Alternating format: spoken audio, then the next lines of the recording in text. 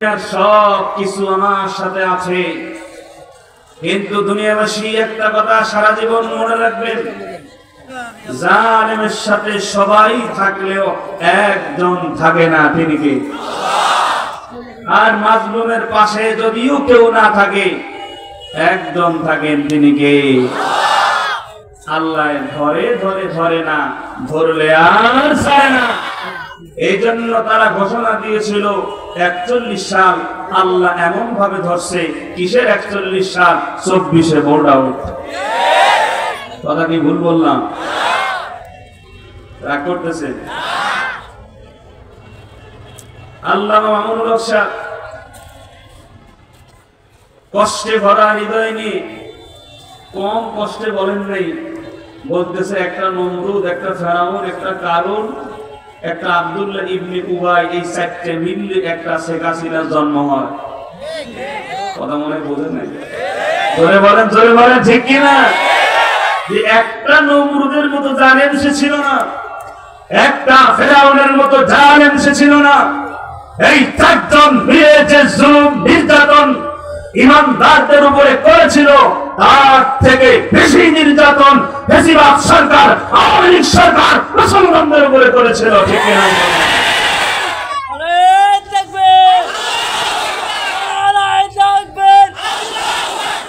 ইসলামের শত্রুরা, আলেমুলামার শত্রুরা, স্বৈরাচারী শত্রুরা নারায় থাকবে।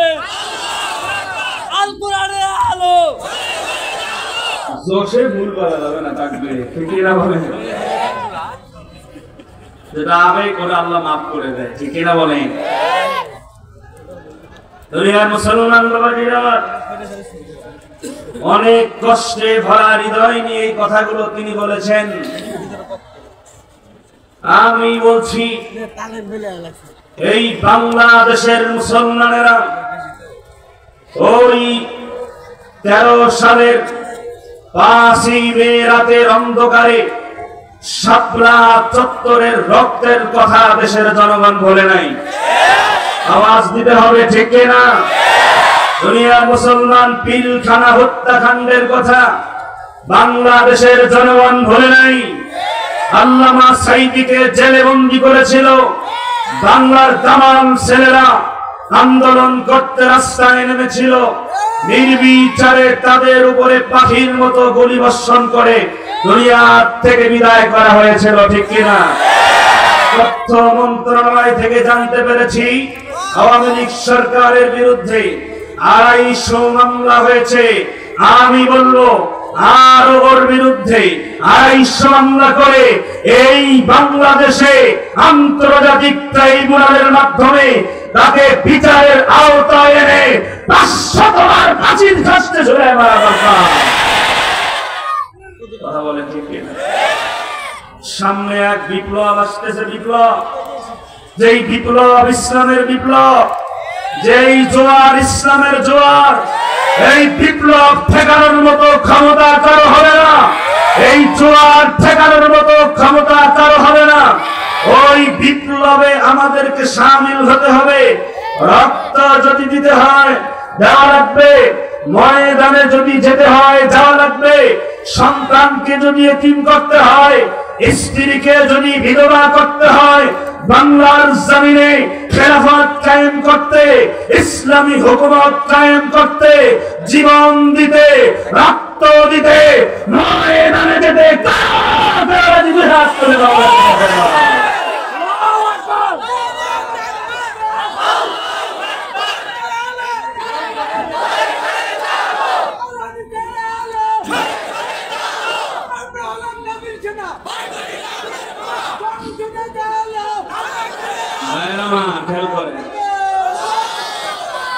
আমার সময় কম আসে। খাদিজা বলেন, ইয়া রাসূলুল্লাহ, মনে আছে তো? বলেন যে আমি হলে তো কি হতো? ভালো হতো। এবার খাদিজা দিন নরম করে বলে, পয়গম্বর, ঠিক আছে, আমার মেয়ে জান্নাতের নেত্রী হবে। সাউন্ডটা কমে গেল কেন? সাউন্ড সমস্যা হলে ঝামেলা, এমনি গলায় বলবে। খাদিজা বলেন, ইয়া রাসূলুল্লাহ, ইয়া রাসূলুল্লাহ, আমার মেয়ে যে লিডার হবে, নেত্রী হবে, আমি কি কারণটা জানতে পারি? নবীজি বললেন, অবশ্যই। ও দুনিয়ার মুসলমান ইমানদার আল্লাহর গোলামেরা, নবী বলেন, হে খাদিজা, আমার কন্যা জান্নাতের মধ্যে লিডার হবে, নেত্রী হবে, তার কারণ আমি তোমাকে অবশ্যই বলবো। এর আমি খাদিজা বলো, আমি তোমাকে দুইটা প্রশ্ন করব, তুমি প্রশ্নের জবাব দাও। কি প্রশ্ন? বিশ্ব নবী বলেন, খাদিজা রে তুমি বলো, তুমি দুনিয়ার জমিনে কত বছর বয়স থেকে পর্দা করে চলো? কত বছর বয়স থেকে পর্দা করে চলো? দুনিয়ার মুসলমান ইমানদার আল্লাহর গোলাম খাদিজাকে বিশ্ব নবী বলেন, এ খাদিজা বলো বলো, তুমি দুনিয়ার জমিনে কত বছর বয়স থেকে পর্দা করে চলো? খাদিজা বলেন, হাবিব, আমি তো দুনিয়ার জমিনে 55 বছর বয়স থেকে পর্দা করে চলি। এবার বিশ্ব নবী বলেন, খাদিজা রে, তাহলে একটু বলো তো, আমাদের কন্যা ফাতেমা কত বছর বয়স থেকে পর্দা করে চলে? এবার খাদিজা বলেন, পয়গম্বর, আমাদের কন্যা তো বুঝ হওয়ার পর থেকে পর্দা করে চলে। জোরে বলেন না সুবহানাল্লাহ। এবার নবীজি বলেন, খাদিজা তো বলো, তুমি কত বছর বয়স থেকে আল্লাহর ইবাদত করো? এবার খাদিজা ডাক দিয়ে বলেন, 55 বছর বয়স থেকে আমি আল্লাহর ইবাদত করি। নবীজি বলেন, খাদিজা তাহলে আবার তুমি বলো তো, আমাদের কন্যা ফাতেমা কত বছর বয়স থেকে আল্লাহর ইবাদত করে? খাদিজা বলেন, পয়গম্বর, আমাদের কন্যা ফাতেমা তো বুঝ হওয়ার পর থেকেই আল্লাহর ইবাদত করে। এবার নবীজি বলেন, খাদিজা তাহলে শোনো, আমাদের কন্যা ফাতেমা জান্নাতের মধ্যে লিডার হবে, নেত্রী হবে, এর কারণ হলো দুইটা। জোরে বলেন কয়টা? দুই কারণের এক নম্বরের কারণ হলো, নবীজি বলেন, খাদিজা রে, এক নম্বরের কারণ হলো এই খাতুনে জান্নাত ফাতেমা যে হবে, জান্নাতের মধ্যে লিডার হবে, এর এক নম্বরের কারণ সে বুঝ হওয়ার পর থেকেই পর্দা করে চলে। আর দুই নম্বরের কারণ হলো সে বুঝ হওয়ার পর থেকেই আল্লাহর ইবাদত করে, আল্লাহর নবীর সুন্নাত দিয়া তার জীবন সাজা আছে। জোরে বলা যাবে কি সুবহানাল্লাহ? শুনিয়ার যুবক ভাইয়েরা, পর্দার মায়েরা, তো যতটুকু কথা বললাম এখান থেকে আপনাদের জন্য শিক্ষণীয় বিষয় হলো, আমরাও যদি ফাতেমার সঙ্গে জান্নাতের মধ্যে কর্মী হতে চাই, আপনারাও যদি ওই জান্নাতের সদস্য হতে চান, তো আপনাদেরকেও পর্দাশীল হওয়া লাগবে, আপনাদেরকেও পর্দা করে চলা লাগবে। দুই নাম্বার, নবীজির সুন্নাত দ্বারা আপনাদেরকেও প্যাকেটিং হইয়া আল্লাহর ইবাদত করে করে জীবনটারে সাজানো লাগবে। কথা বলেন ঠিক কিনা? এখন একটু আওয়াজ দিয়ে বলেন, আমাদের মায়েরা, আমাদের বোনেরা যে পর্দা করে চলে না, এর জন্য দায়ী কারা? আর জোরে জোরসে বলেন, আমরা কারা? আরো জোরে জোরসে বলেন, বুঝছেন? পর্দা করবে কেমন? নিজেও গার্মেন্টস করেন, বউরে রয়েছে, ভুল বললাম নাকি? আমি শুনলাম স্বামী স্ত্রী এক গার্মেন্টসে চাকরি করতে পারে না, স্বামী স্ত্রী এক গার্মেন্টস চাকরি করতে পারে না। স্বামী যদি কোনো মেয়ের সাথে কথা কয়, তো ডাইরেক্ট ভাই কুত্তার বাচ্চা, কার সাথে কথা বলবো? কথা পায় না রে ভাই, বলি দেখো জিরা বলতে থাম্বল লাগে বাঁচছে। এই যে র্যাব, এই যে সেনাবাহিনী কি লেগে বাঁচতে পারে শুনতে পারলাম, যে ওই রাস্তার মধ্যে দুইজন ঝগড়া করতে যাচ্ছে, বুঝছেন? বাস্তব নাকি অবাস্তব? স্ত্রী আবার যদি কারোর সাথে কথা বলে তাহলে চুলের ঝুড়ি ধরে, কথা হয় না, ঠিক কিনা বলে? চাকরি করেন সমস্যা নাই, কিন্তু পর্দা মেইনটেইন করে করা যাবে, ঠিক কিনা? আল্লাহর বিধান, নবীর সুন্নাত সব ভুলে গিয়ে দুনিয়া কামানোর ধান্দায়, দুনিয়া কামানোর ফিকিরে আমরা আখিরাতকে বরবাদ করে দুনিয়ার পিছনে ছুটছি, কথা বলেন, ঠিক কিনা? আর আমাদের দেশে একটা বাটপাড়ি স্লোগান আছে, নারী পুরুষ সমান অধিকার, কথা বলেন, ঠিক কিনা?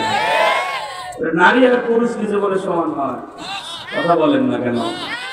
যদি বলে নারী আর পুরুষ সমান হয়, তাহলে তো আমাদেরকে 10 মাস 10 দিন পেটে একটা নেওয়া লাগবে, কথা বলেন না কেন? সমান তো সেকালে হবে না। নারী নারীর জায়গায়, পুরুষ পুরুষের জায়গায়, নারীর অধিকার আল্লাহ নারীর জায়গায় নারীকে দিয়েছেন, পুরুষের অধিকার এটা পুরুষের জায়গায় আল্লাহ তাকে দিয়েছেন, কথা বলে, ঠিক আছে? আমাদের দেশের নেতারা বক্তব্য দেয় নারী পুরুষ কাঁধে কাঁধ মিলিয়ে আমাদের দেশকে উন্নতির দিকে নিয়ে যাচ্ছে, নারীরা এগিয়ে যাচ্ছে। আমি বলি হ্যাঁ, নারীরা এগিয়ে যাচ্ছে তো উন্নতির দিকে নয়, জাহান্নামের দিকে, কথা বলে, ঠিক না?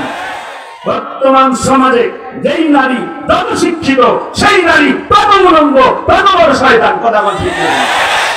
উন্নত উন্নত বলে বলে আজকে শিক্ষিত হচ্ছে আর কাপড় শর্ট হচ্ছে, কথা বল, ঠিক না? শিক্ষিত হইতে হইতে হইতে হইতে এখন দেখা যায় কি লম্বা লম্বা চুলগুলো কাইটা বেটা কাটিং করে, কথা বলেন, ঠিক কিনা? পুরুষ না নাইয়া বোঝাই বড় মুশকিল। আল্লাহ আমাদের মায়েদেরকে বুঝ দান করেন, জোরে বলেন আমিন। আসেন আপনাদের সামনে এক আয়াত করেছি, আল্লাহ পাক রব্বুল আলামিন এই আয়াতের মধ্যে কি বলেন? সাউন্ডটা মজা না, সাউন্ডটা মজা না। আল্লাহ পাক রব্বুল আলামিন বলেন ওয়াসারিউ ইলা মাগফিরাতিন মির রাব্বিকুম। ও দুনিয়ার মুসলমান বান্দা, আল্লাহর গোলামেরা, আল্লাহ পাক বলেন ওয়াসারিউ, তোমরা দৌড়াও। আল্লাহ পাক তার বান্দাদেরকে বলেন বান্দারা তোমরা দৌড়াও। ও আমার গোলাম, কই দৌড়াইবা? আমি আল্লাহ বলছি ইলা মাগফিরা। আল্লাহ বলেন গোলাম, আমি আল্লাহর ক্ষমা, আমি আল্লাহর দয়া, আমি আল্লাহর রহমত, আমি আল্লাহর ক্ষমার দিকে তোমরা দৌড়াও। ইলা মাগফিরাতিন মির রাব্বিকুম ওয়া জান্নাতিন, ক্ষমার দিকে দৌড়াও এবং তোমরা আমি আল্লাহর জান্নাতের দিকে দৌড়াও। ধরে বলেন না সুবহানাল্লাহ। এই দুনিয়াবাসীরা, আল্লাহ পাক আগে বলছেন গোলাম তোমরা আমি আল্লাহর ক্ষমার দিকে দৌড়াও, এরপরে জান্নাতের কথা বলছেন। এই আয়াতের ব্যাখ্যায় মুফাসসিরিনে কেরাম বলেন মানুষ সুদ খায়, মানুষ ঘুষ খায়, মানুষ অন্যায় করে, মানুষ জুলুম করে, মানুষ নির্যাতন করে, হাজার রকমের অপরাধ বান্দা দুনিয়ার জমিনে করে। আমার আল্লাহ জানা দেয় গোলাম দুনিয়ার জমিনের সব গুনাহ তুই করেছো, আমি আল্লাহর কাছে সারেন্ডার হইয়া তুই যদি ক্ষমা পেয়ে যাইতে পারো, আমি আল্লাহর জান্নাতের মালিক, আমি আল্লাহ তোরে বানায়া দিব। এরপরের অংশে আল্লাহ পাক রব্বুল আলামিন বলেন ওয়া জান্নাতিন আরদুহাস সামাওয়াতু ওয়াল আরদ। এ গোলাম, এই জান্নাতটার আয়তন কত জানো? আসমান এবং জমিনের মধ্যবর্তী জায়গা। জোরে বলেন সুবহানাল্লাহ। এরপর আল্লাহ পাক রব্বুল আলামিন বলেন উইদ্দাত লিল মুত্তাকিন।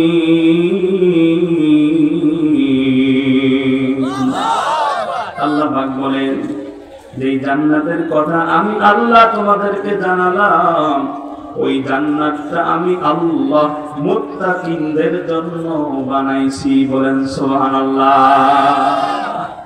জান্নাতটা আল্লাহ কাদের জন্য বানাইছে? বলেন বলেন কাদের জন্য? তাহলে জান্নাতে কারা থাকবে? মুত্তাকিরা কারা? আল্লাহ পাক এই কথা বলেন, ইন্নাল মুত্তাকিনা ফি জান্নাতিন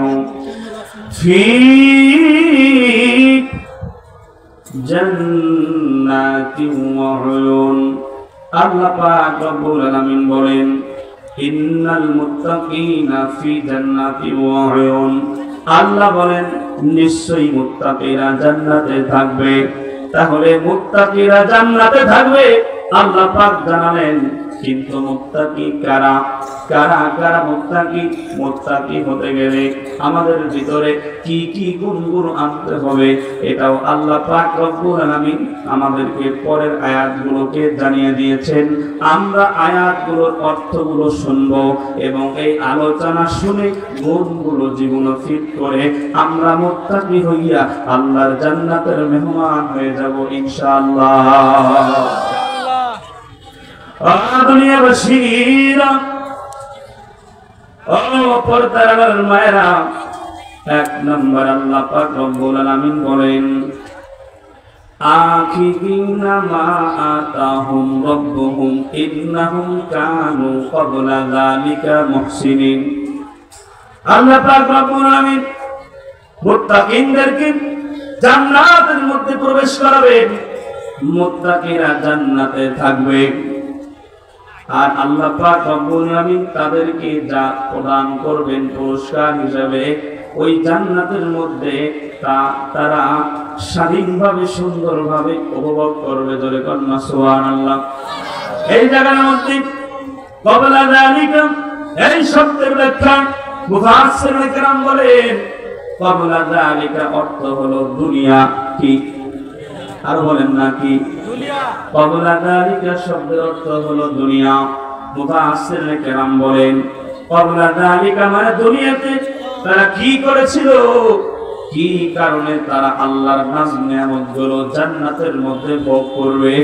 আল্লাহ পাক রব্বুল আলামিন বলেন, ইন্নাহুম কানু ক্বাবলা যালিকা মুহসিনিন, যে তারা দুনিয়ার জমিনে ছিল সৎ কর্মপরায়ণ। জোরে বলেন সুবহানাল্লাহ। তারা যে কর্ম করত এই কর্মটা ছিল সৎ কর্ম। কি কর্ম? সে ব্যবসা করেছে সৎভাবে, চাকরি করেছে সৎভাবে, জমিতে আবাদ করেছে, চাষাবাদ করেছে, সেটাও সৎভাবে। এক কথায় কর্ম যত আছে সব সৎভাবে। তাই বুঝি চোর চুরি করছে সৎভাবে? কি বলেন? চোর চুরি করে নিজের মনে করেই করে, ঠিক না? চোরও আল্লাহর কাছে দোয়া করে, আল্লাহ আজকে যদি ধরাটা না পড়ি। কথা কয় না, ঠিক না বলেন? আল্লাহ পাক ওই বান্দাদেরকে ভালোবাসেন যার কর্মটা সৎ। আপনি বিচার ব্যবস্থায় আছেন, আপনি যদি সৎ হন আল্লাহর কাছে দাম আছে, ঠিক না বলেন? আপনি যদি শাসক হন, আপনি যদি ন্যায়পরায়ণ শাসক হন, আল্লাহর কাছে দাম আছে। কথা বলেন ঠিক না? এই কথা আল্লাহ বলেন, ওয়াকসিতু ইন্নাল্লাহা ইউহিব্বুল মুকসিতিন। দুনিয়ার মুসলমানরা তারা, আল্লাহ পাক রব্বুল আলামিন বলেন, নিশ্চয়ই যারা ন্যায়পরায়ণ হয়, ন্যায়পরায়ণ শাসক হয়, ন্যায়পরায়ণ বিচারক হয়, আমি আল্লাহ তাদেরকে ভালোবাসি। ধরে বিচার ব্যবস্থায় আমি যদি বসি, আমি যদি যে কোনো জায়গায় দায়িত্বশীলের স্থানে বসে পড়ি, ওই জায়গাটা আমাকে সৎভাবে কাজ করা লাগবে। কথা বলে ঠিক না? এই 17টা বছর যারা বিচার ব্যবস্থায় ছিল তারা খুব সৎভাবে বিচার করছে। কথা বলেন, কথা বলেন। দুনিয়ার মুসলমানরা তারা বিচারক হলো 3 প্রকার। কয় প্রকার? বলেন বলেন, কত প্রকার? এক প্রকার বিচারক হলো সত্যকে সত্য জানলো, সত্যের পক্ষে রায় দিল। আরেকটা হলো সত্যকে সত্য জানলো কিন্তু সত্যের পক্ষে রায় দিল না। আরেকটা হলো সত্য মিথ্যা যাচাই না করে আমদে বন্ধে রায় দিল। আচ্ছা না? রাস্তার মধ্যে দুইজন ঝগড়া লাগছে, এলাকার পাতি নেতা এর গরম তো প্রধানমন্ত্রীর থেকেও বেশি কথা বলে না ঠিক না ও আইসে শুনে না ডাইরেক্টর শুনে না অনেকটা শুনে না ভাই দুইটারই মার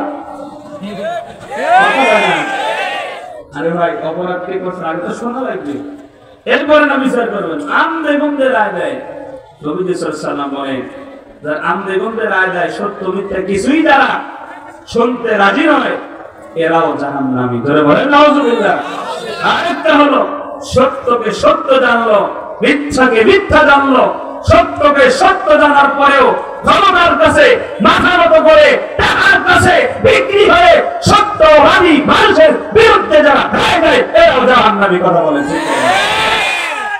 কালো মানে কথা কয় না গর্বের সাথে বলে আমি সাইদি সাহেবের কাছে লাইভ নিচ্ছি ও যদি চুপ থাকতো বাংলাদেশের 90% মানুষ জানতোই না কথা বলেন ঠিক কিনা ফুটবলের কিক মারা আর জায়গা মতো লাগছে কথা বলেন ঠিক কিনা ন্যায় পরায়ণ আমরা যেই জায়গার মধ্যে আসি আমরা ইনসাফ কায়েম করব ইনশাআল্লাহ আর এক প্রকারের কথা আল্লাহ বলেন সত্যকে সত্য জানার পরে মিথ্যাকে মিথ্যা জানার পরে সত্যের পক্ষে যারা রায় দেয় তারা হলো সত্যিকারের ইনসাফ ওয়ালা বিচারক ওই বিচারকদের জন্য আমি আল্লাহর জান্নাতের দরওয়াজা খোলা ধরে বলেন সুবহানাল্লাহ।